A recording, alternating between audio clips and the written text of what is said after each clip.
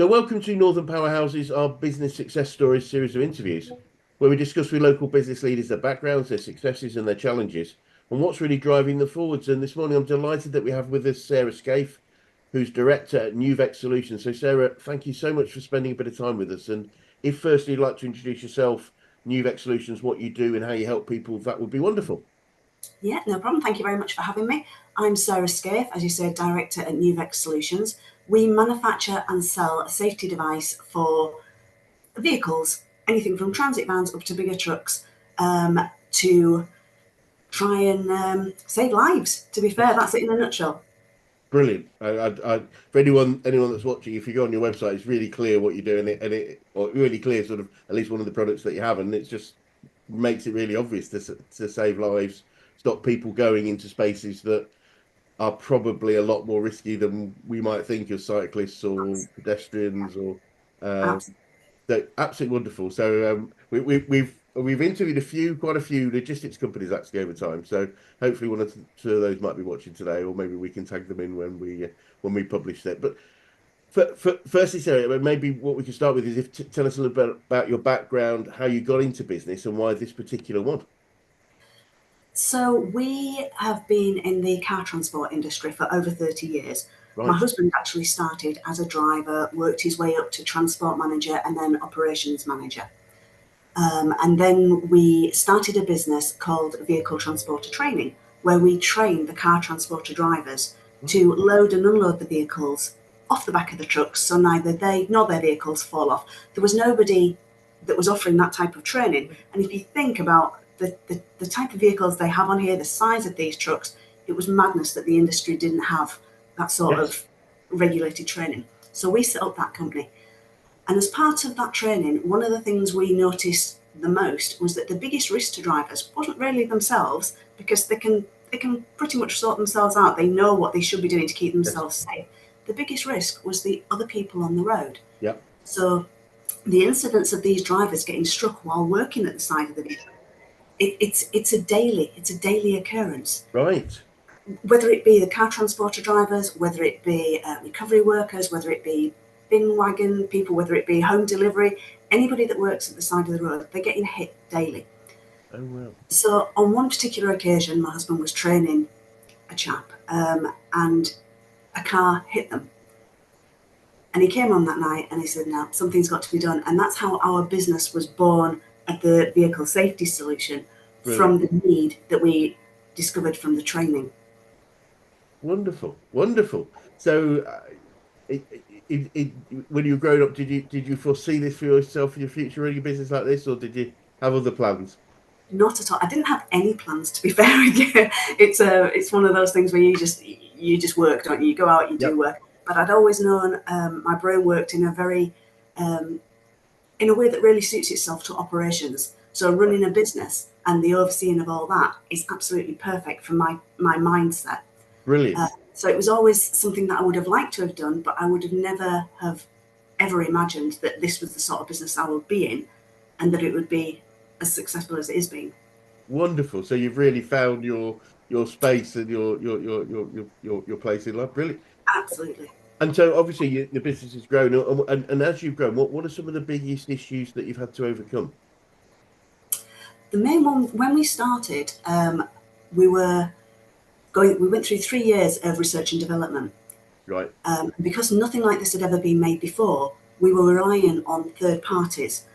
And unfortunately, when somebody's a big manufacturing company and you're going to them with a product and saying, okay, can you just try this for me? And if this doesn't work, can you just Yep. tweak this by 1 inch? It was taking months and it was Yep. costing thousands. So around the COVID time, we were able to diversify slightly and get our own in-house machines, Great. which meant our development just went so much quicker, Brilliant. because everything we wanted to do, we could do in a matter of minutes. Yep. We'd try something, we'd test it. Okay, that's not quite right. Let's retweak it. So rather than being at the bottom of somebody else's pile, and I totally understand that because they're making big orders and that's where their revenue is coming from, but Yes. it doesn't help a young company trying to develop a product. Yep. So they were some of the frustrating things at the start, but now as soon as we got our own machinery and we're able to start doing that development and testing ourselves, it was so much easier and so much quicker. Wonderful. That relies on finance too, so that's another hardship, isn't it? So it's not only the getting the product in the first place, it's having the money to then invest, so Yes. you can start doing it yourself. It's that cycle, isn't it? Is growth costs money in general, and therefore it's getting the money first. So it's selling an idea often. Yeah. So that must be fun. So what whether from the challenges or other areas, what are some of the things you've learned about growing a business? It takes a lot longer than you think it was going to take. That's one of my big lessons, and it costs a lot more than you think it was going to cost. Yeah. They're my two main takings from that. But it's really that nothing is set. You may think that you're going in one direction. You have to be able to pivot. Yes.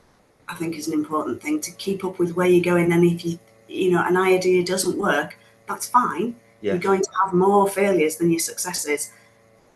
Then just keep going and trying something different. It's an interesting thing, isn't it? Because there is this balance between focusing on believing what you're doing is the right thing and taking it to being resilient enough to keep going despite some failures, but also knowing when actually we have to change course. And it's a very difficult thing, I find, that it's not always that that obvious, is it? It might just be we might nearly be there, or maybe we're miles away. Yeah, and I think that's why it's important to start getting a good team around you, whether they've got business acumen or not, just people that you can bounce ideas off. Yeah.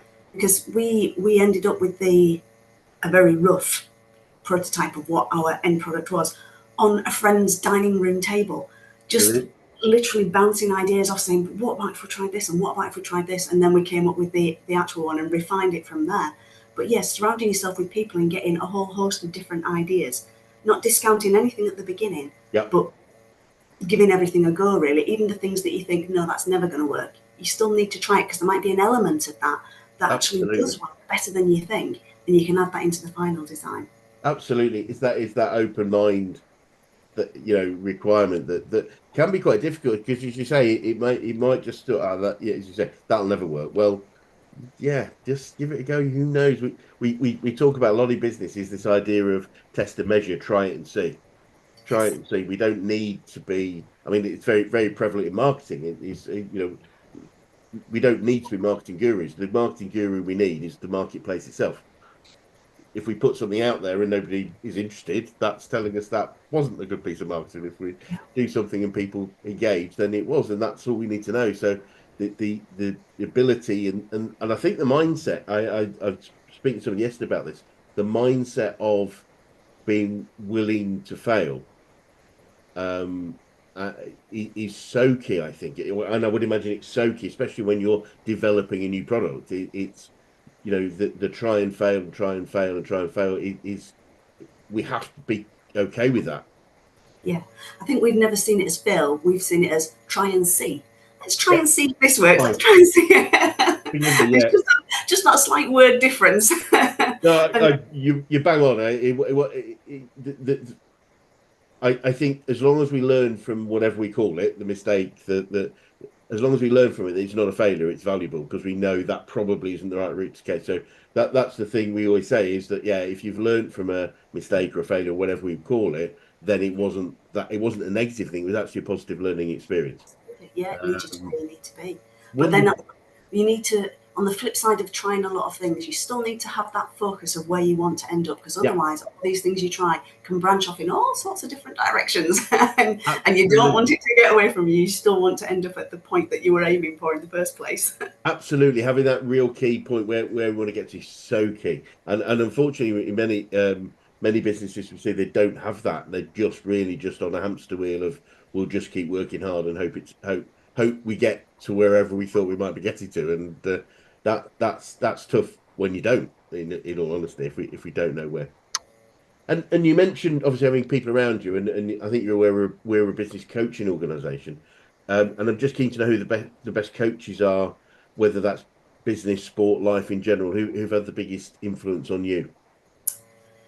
Um, for me personally, it's because our product needs manufacturing as well as sales as well as marketing. I found that a different person in each specialist field has been best for me. So not a general overall coach. When we first started manufacturing, we've never been in the manufacturing business ever before. Yes. So we had some help from it was one of the Leeds funding, the grant funding, Great. manufacturing growth. And he Yep. came in here, he was a specialist in manufacturing, and he helped us set up the production line. Brilliant. And at that stage of that part, I didn't, to have anything else in my mind of marketing or sales, that would have just been too much. I couldn't focus on the one thing I needed to. And then when that was finished, then we have a salesperson in to Brilliant. guide us through sales. So that's what I found for me has worked well, because I do need things very much categorizing and seeing a job to its conclusion before I then start on the next one.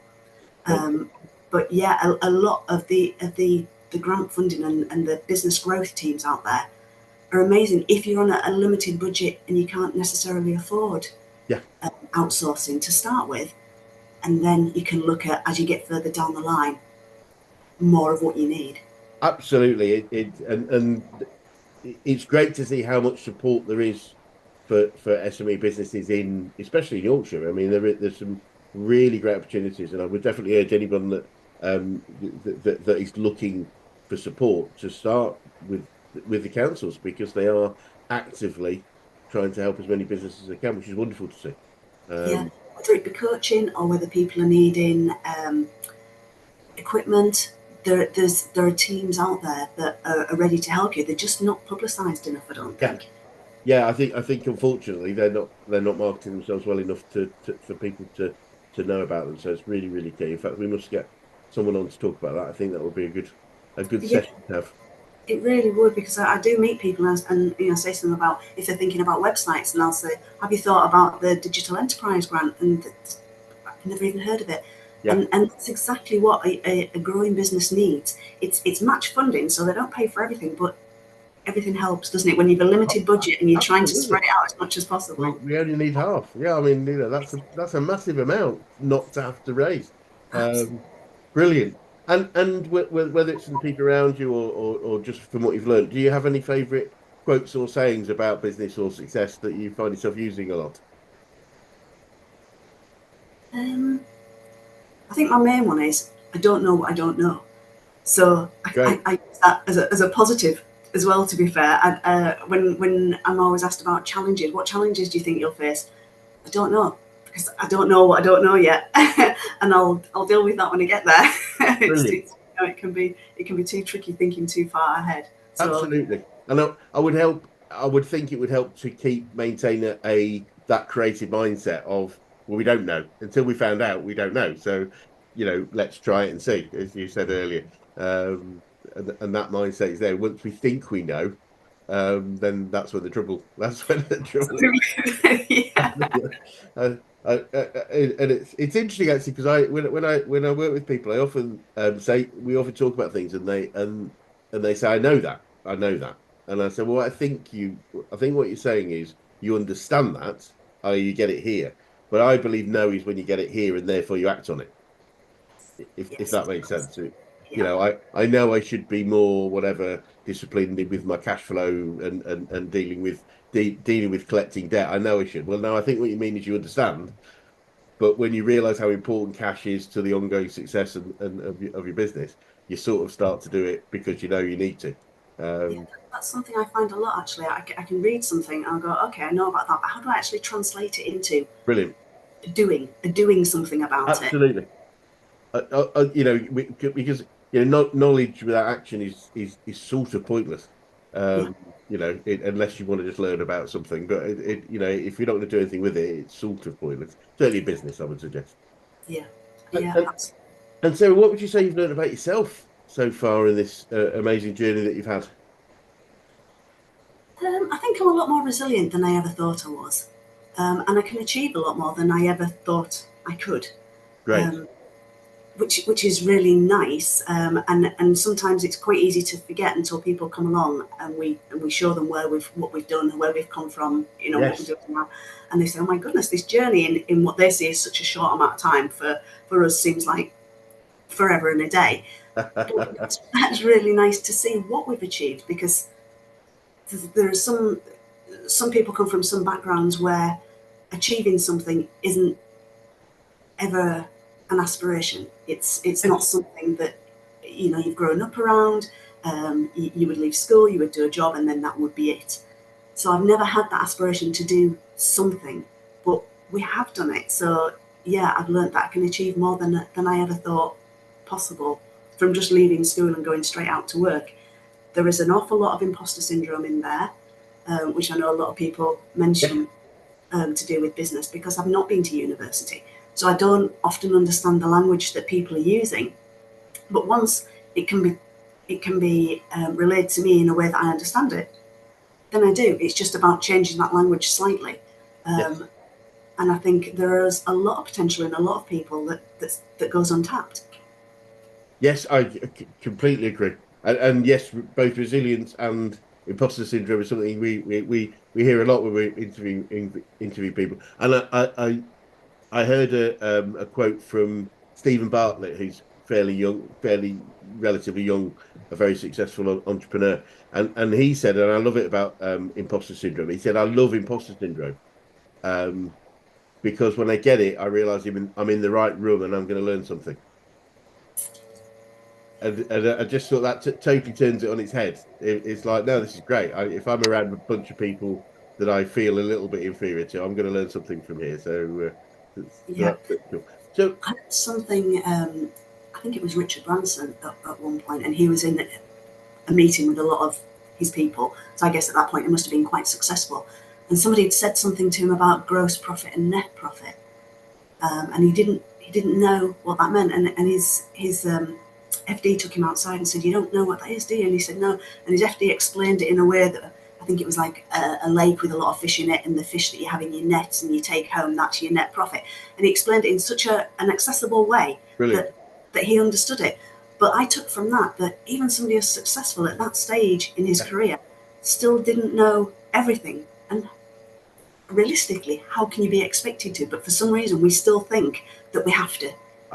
and I think that, you know, that it's understanding that we can't know everything, and we certainly can't know. You know, I believe with fast growing businesses, and certainly you know, that was my experience of growing my own, was you if you waited till you had all the information to be able to make an absolutely accurate decision, it's too late. You missed the opportunity. You have to make a decision with the information you have right now. And the way I got through it was by dint of my actions, I would do my best to make it the right decision, if that makes sense. Yeah. Sometimes you just got to use just blood and guts to make it work.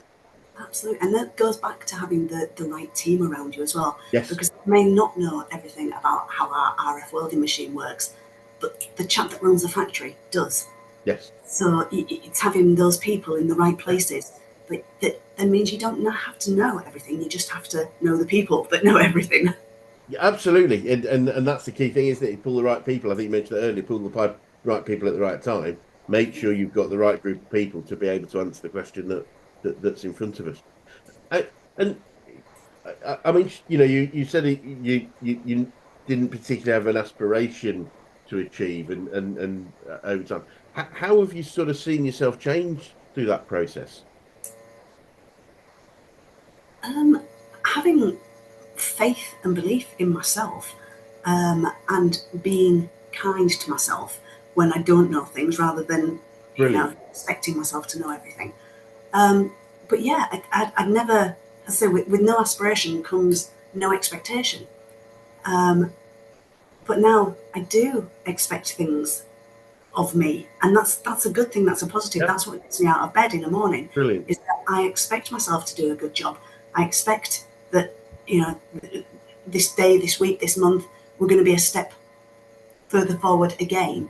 And it's just exciting to see the business grow, and all the new sectors and all the new countries, and all the new types of vehicles that we're putting these on. Whereas we'd originally thought about it and designed it with the car transporters in mind. Yep. It wasn't long before the roadside recovery people came to us and said, "Can we use it?" I said, "Of course you can." Builders merchants, "Can we use it?" Yes, of course you can. We had the most adorable little digger from a building site. and we put 4 on there, and it was just the cutest. It's on my website. It's my most favourite vehicle. But even putting it on different types of vehicle, to me, is really exciting and something that I look forward to. Brilliant. Brilliant. Yeah, whenever we get an email in from a different country, it's always a case of, oh, excellent, somebody else has seen us. Let's see what we can achieve over here now. So yeah. It's a great product. I'm just looking at your website now, so and as soon as you see it, you sort of get it. If that makes sense, I'm sure there's a whole bunch of very clever stuff that's gone to make it where it is, but it's sort of you get right, okay, and I think it's a great example of something that only when it's made does everyone go, well, of course somebody should have done that.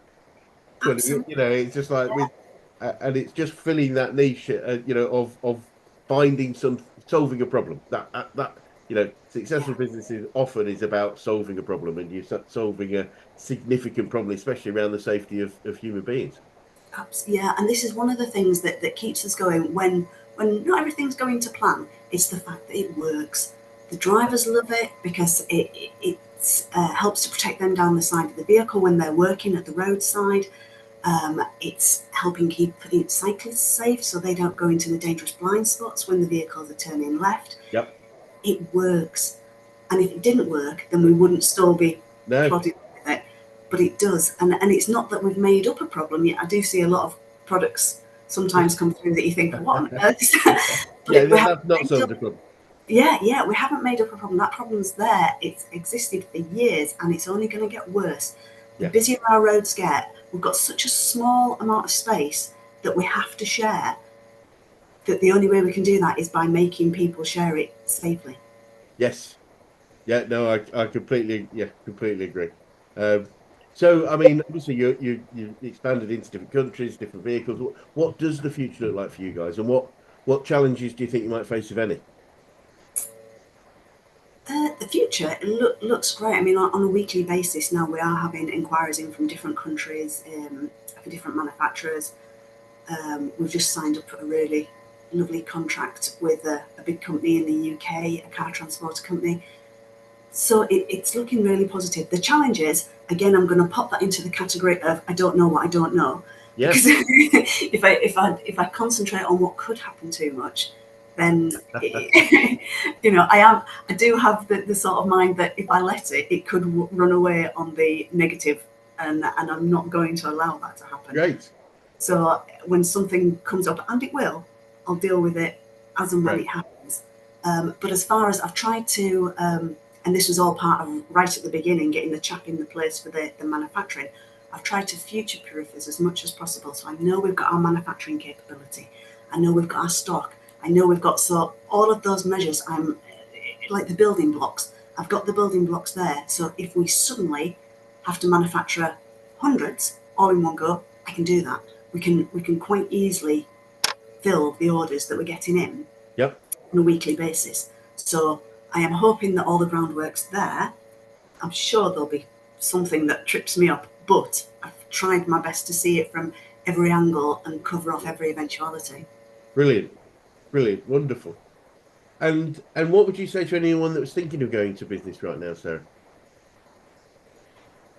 I would say it bears thinking about, because it's not a job anymore. Once you've gone into your business for yourself, it's no longer a job, it's now your life. It's 7 days a week, it's 15 plus hours a day. You live it, you breathe it. It's just all consuming. Whatever you're thinking of doing, if you've got a budget for it, put a note on the end, because it's a lot more expensive than you think it is.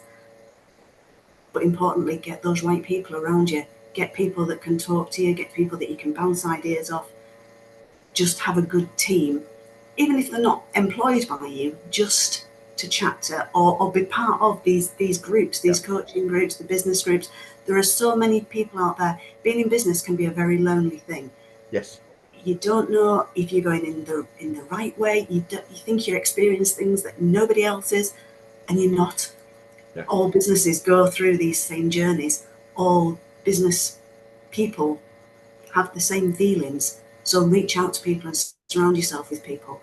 If it's something that you're passionate about doing and you know about it, that's something I would say. Make sure that it's in the realms of something that you know something about. Yeah. You do hear about people starting up businesses and it's absolutely nothing to do with their experience or they've never been in that industry. You've got to have some sort of grounding in it, some sort of foundation to understand what you're doing Yeah. and why you're doing it and who you're doing it for. Yes. But if all that's in place, then yes, it can be very exciting. It can be soul destroying, but it can be very exciting at the same time. Bang on. I think it's it's understanding there are downs as well as ups, and there's no particular order in them. And it's taking it very much taking its day as it comes. I think, isn't it? As what you said. When you were saying it reminds me of there's a the beginning of the book The E-Myth by Michael Gerber talks about this entrepreneurial spark of somebody basically saying why am I working this hard for somebody else when I could be doing it for myself, and he calls that the entrepreneurial seizure. And in the book it says that you stop working for get it right, stop working for an idiot, and you start working for a lunatic, i.e. yourself. But what he does say, and I think it's really important, is that, and I find this a lot of the people I've worked with is being good at what you do doesn't make you good at running a business at what you do, if that makes sense. Yeah. So it is about learning the skills, understanding, getting those people around you that can help you with the business part of doing it. If you've got a passion and you've got a capability, then it'd be great to enhance that into business. But it's about knowing that business is different than just being good at your job. Absolutely. And this, as you're saying, getting the right people around you, I know that my skill is operations, putting things in place, putting Brilliant. things where they're supposed to go and making sure everything's in order. That's what I love, that type of thing. So I'm really suited to that side of thing. What I'm not good at is sales. What I'm not good at is speaking to people. What I'm not good at is marketing, selling myself, selling the product, anything like that. So now I've got people on my team that can do that. Brilliant. And it is just about putting the right people in the right places, but also understanding yourself that you're not going to be good at everything, and somebody is going to be better, and that's not a threatening thing. That's a really good thing to have within your group. 100%. I think there is this belief that we've got to be best at everything, and our job really should be to find people that are better at these things than us. And our job is leadership, is leading and managing a team of people that they're better at what they do. Because if we're the best person, then that's a trap for falling into. We will always be that person doing that thing, and that can't happen if we want to grow and we want the business to grow. Absolutely. And if you started a business again, do you think there's anything significant you'd do differently looking back? I don't think so. Looking back, it's followed quite a nice path, I think. As I say, because of my autism, I like to have things in place in a certain ordered way, and that is pretty much how it's gone. Don't get me wrong, there have been bad times, and we have thought, no, it's just not going to work. But I don't think there was any other way we could have done it any differently to get going and to get started. What we do from now on, that's going to be a real learning curve for me, because my role of running the company is under my control. The sales, the marketing, that's the people. So that's going to be a real interesting journey for me on that one, just to see how they work and how they do things. Yes. But no, as I say, the actual how we've done it, how we've gone about it, it would have been nicer if it was quicker. It would have been nicer if it was cheaper. But that was never going to happen. That was never going to be the case. No. As you say, it rarely is it? And finally, what would be the best advice you could give an 18-year-old you if you could go back in time and do that? An 18-year-old me, it would be, first of all, there is nothing wrong with you. So at that time, I hadn't been diagnosed as autistic. Right. So I didn't think that I fit in the world. I thought I was just very, very strange. I didn't think the same way other people did. I didn't feel the same way. I couldn't quite understand what was going on around me. Yeah. I got into trouble so often at work for, at the time I worked in a clothes shop, and if somebody came out of the changing room asking me how I looked in something, I would tell them, apparently that's not what you're supposed to do. It is what you want to do. It absolutely is. Oh goodness, that's the I mean, that is a, it's a good thing about being autistic, is the absolute honesty in it. yes. But again, there's a place for that, and that is not in changing rooms. But for business, great, Yeah. because I know what I want, I know where I want it, and I know if something's not working. So Yeah. that can be fine, very direct. Um, so yeah, an 18-year-old me, just be a little bit kinder to yourself. There's nothing wrong with you, and you'll find out why, and you are able to achieve things, and you'll find that out as well. Yeah. Yeah. Brilliant. Brilliant. Sarah, it's been fascinating talking to you, and great seeing how successful what you're doing is. It'd be great to maybe swing by again and just see the next stages of development and growth over time in maybe another 6 to 12 months. But for anyone that's watching would like to get in touch with you or your company, what would be the best way to do so? Well, first of all, just email the sales at NuVech, which is Yeah. nuvech.co.uk. But definitely have a look on our website, because we've got videos on there as well of the applications of all different types of vehicle, whether it be the left turning, whether it be the car transporters. Just have a look on there, and you'll be able to see. It's a very visual product. I Yes. think sometimes trying to explain it is quite tricky, because you think, how can you protect the side of the vehicle? How can you help to protect the person working at the side of the Yeah. vehicle? But as soon as you see it on the videos, it makes perfect sense. Yes. And it's got flashing LEDs and everything, so it's highly visible. Have a look at the videos on the website, which is again nuvech.co.uk. Brilliant. But yeah, get in touch. Sales at NuVech. Wonderful. I'd love to hear from you. Yeah, and as I say, it is really clear. It's great. It's a great website to go on and understand it clearly what you do and how you do it, and the problems you solve. So, again, so thank you so much for your time today, and yeah, we'll catch up again soon. Perfect. Thank you very much for having me. Thank you.